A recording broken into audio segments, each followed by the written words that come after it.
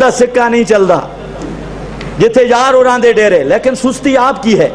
اب میں بات بیان کر رہا ہوں، آپ مجھ سے پوچھ سکتے ہیں مولوی صاحب یہ جو حدیث آپ نے پیش کی اس کی سند بیان کرو، کہاں سے بیان کرتے ہو؟ اور آپ کا حق بنتا ہے ایسے کذابوں سے اس کی سند پوچھو۔ میں آپ سے پوچھتا ہوں ایمان سے بتلاؤ، یہ جملہ کہنا عام تھا علیک الحبیب بالحبیب، یا صحابہ میں ہزاروں اختلاف ہوئے؟ حضرت عمر رو رہے تھے، فرماتے ہیں خرج النبی صلی اللہ علیہ وسلم من الدنیا ولم یبین لنا ابواب الربا، اللہ کے نبی دنیا سے چلے گئے اور سود کے کچھ مسئلے میں نے پوچھنے تھے، وہ مسئلے رہ گئے ہیں، میں نے سود کے مسئلے پوچھنے تھے۔ حضرت فاروق اعظم رو رہے ہیں، اللہ کے محبوب دنیا سے چلے گئے، سود کے مسئلے پوچھنے تھے وہ رہ گئے۔ میرا دوست اگر وفات کے بعد دنیا والی حیات ہے پھر حضرت فاروق اعظم نے میرے محبوب سے پوچھ کیوں نہ لیے، رو کیوں رہے تھے؟ اور مشکات میں صحیح احادیث موجود ہے، حضرت عثمان رو رہے تھے، نبی پاک صلی اللہ علیہ وسلم کے صحابی حتیٰ کہ اس طرح روئے، حضرت فاروق اعظم آتے ہیں، سلام کیا، حضرت عثمان نے جواب نہ دیا، حضرت فاروق اعظم نے صدیق اکبر کو جا کے شکایت کی کہ عثمان کیوں ناراض ہے میرے ساتھ، میں نے سلام کیا ہے، عثمان نے جواب نہیں دیا۔ حضرت صدیق اکبر آئے، فاروق اعظم آئے، حضرت عثمان کے پاس آئے، توجہ کرنا ہے، حضرت عثمان کے پاس آئے اور حضرت صدیق اکبر نے شکایت کی۔ حضرت عثمان کہتے ہیں واللہ ما شعرتو، مجھے رب کی قسم مجھے کوئی پتہ نہیں عمر یہاں آیا ہے یا نہیں آیا۔ کیوں پوچھا گیا آپ کو کیوں پتہ نہیں؟ کہتے ہیں اللہ کے نبی پہ موت آ گئی ہے اور کچھ مسئلے میں نے پوچھنے تھے جن کا تعلق نجات کے ساتھ ہے، وہ مسئلے میرے رہ گئے ہیں، اللہ کے نبی دنیا سے چلے گئے، اب میں وہ مسئلے نہیں پوچھ سکتا۔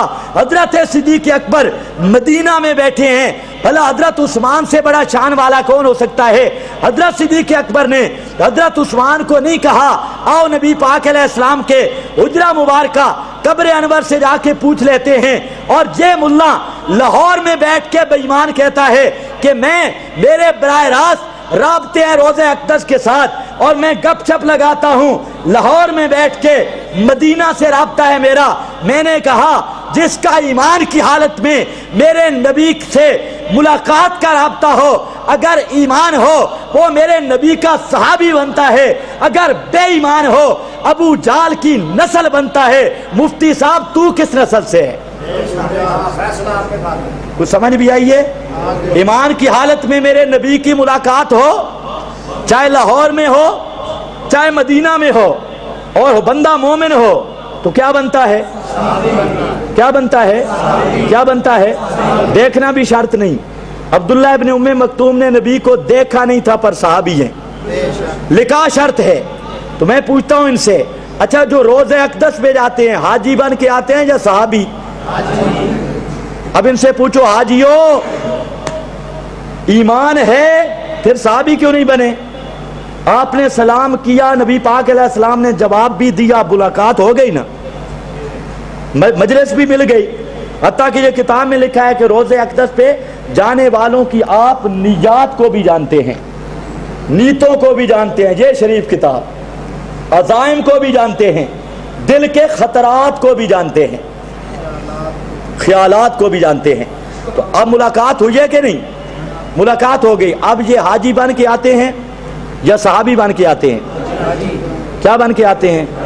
اگر حاجی تب ہوگا کہ عقیدہ اشاعتی کا ماننا ہوگا، ورنہ حاجی نہیں ہے، یا ابو جال کی نسل ہے یا صحابی ہونے کا دعویٰ کر۔ توجہ ہے؟ حضرت عثمان، حضرت صدیق اکبر، جی کیوں ساری کتابوں کے نام دل دیتے ہو؟ سماع الموتا ہے، یہ تو کوئی نئی بات نہیں۔ حضرت مولانا شیخ الحدیث مولانا محمد سرفراز خان صفدر صاحب کی ان کی کتاب ہے سماع الموتا۔ اب اگلی بات بھی بتا دوں، مولانا سرفراز خان صفدر صاحب نے نقل کر رہا ہے کستلانی وغیرہ سے۔ اب چونکہ ضد کا مسئلہ ہے نا، اس مسئلے کا تعلق ضد کے ساتھ ہے، تو اس لیے وہ حوالہ تو دے دیا، لیکن میں امید رکھتا ہوں قائل خود بھی نہیں ہوں گے۔ حوالہ تو دے دیا ضد میں آ کر، نیت حالانکہ دوسری کتابوں میں لکھتے ہیں ایسا عقیدہ رکھنے والا صاحب کافر ہے، دوسری کتابوں میں یہ لکھتے ہیں۔ بہرحال وہ مسئلہ آپ الجھائیں نہیں، آگے چلنے دیں، انشاءاللہ سارے عقدے حل کریں گے عصر کی نماز کے بعد۔ کتنا ٹائم رہتا ہے؟ چلو خیر ہے، ابھی اٹھنا نہیں ہے۔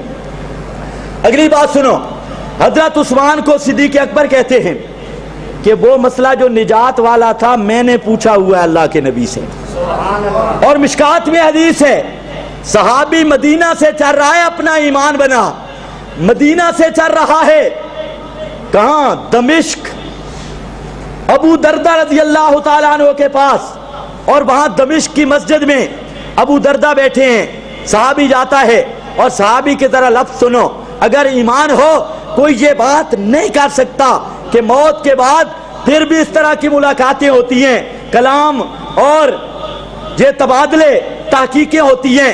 تو فرمایا نبی کا صحابی ہے، کہتا ہے جے تو من مدینہ الرسول، میں نبی کے شہر سے آ رہا ہوں، حضرت ابو دردہ کو کہتے ہیں، اور میں صرف ایک حدیث سننے کے لیے آیا ہوں، مجھے پتا چلا ہے مدینہ والوں کے پاس وہ حدیث نہیں تھی، آپ کے پاس تھی، آپ دمشق چلے آئے اور مدینہ میں مجھے وہ حدیث بتانے والا کوئی نہیں، میرا دوست ایمان سے بتا۔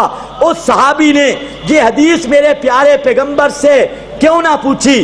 اور اسی طریقہ سے حضرت علی حضرت معاویہ کا اختلاف ہوا، ابو موسیٰ اشعری کو حکم بنایا گیا، دوسرے صحابہ کو حکم بنایا گیا، بھلا میرے نبی کے صحابہ نے اللہ کے محبوب سے مشورہ کیوں نہیں کیا؟ یہ مشورہ کرنا زیادہ عام تھا یا علیک الحبیبہ بالحبیب کہنا زیادہ عام تھا؟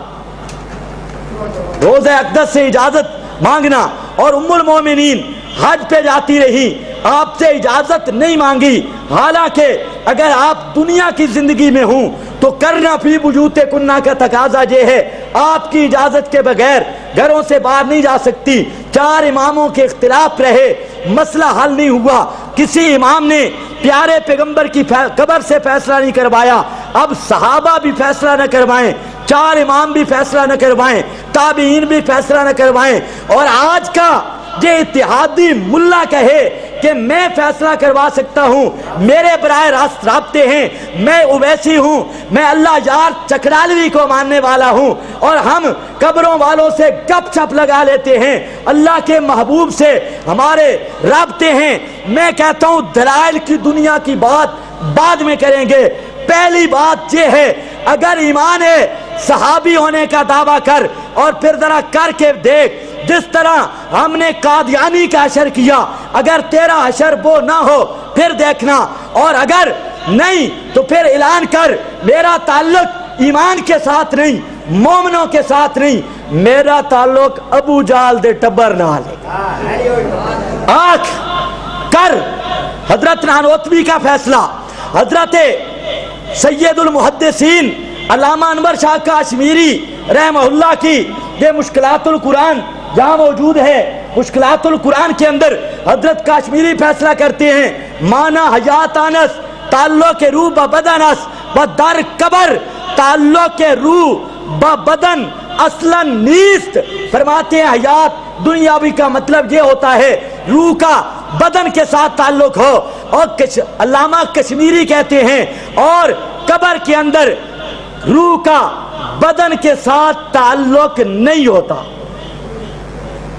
ادھر ایک بے وقوف ملا آیا ہے، کہتے ایک حوالہ دو، نبی پہ موت آ گئی ہے، 1,00,000 روپیہ انعام دوں گا۔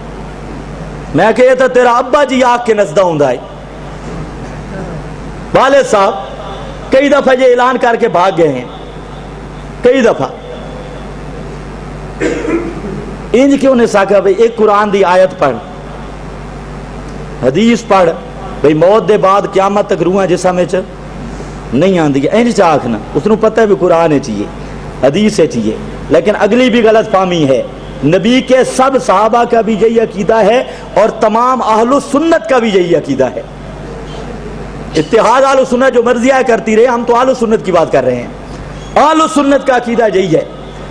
حضرت کاشمیری، شاہ عبدالعزیز محدث دہلوی، چالو اگلی سن، علامہ بیضاوی نے تفسیر بیضاوی میں لکھا لیکن لا تشعرون فی تنبیہن ان حیاتہم لیست بالجسد.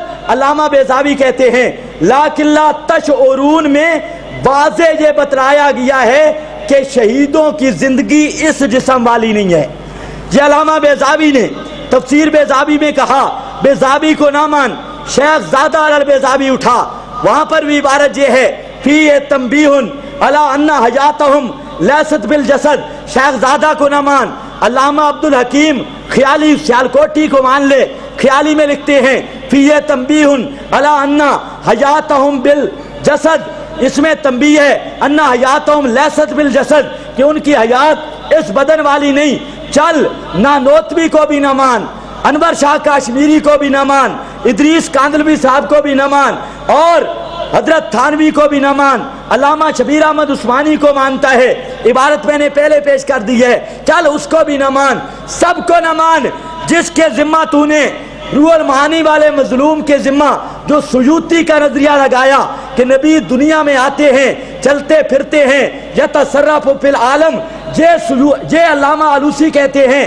علامہ آلوسی جن کو تو نے بدنام کیا، فرماتے ہیں شہید کی زندگی روح اور جسد دونوں والی ہے، پر جسد سے مراد اما بہذا الجسد الرمیم، یہ جسد رمیم مراد نہیں، برزخ کا جسد مراد ہے.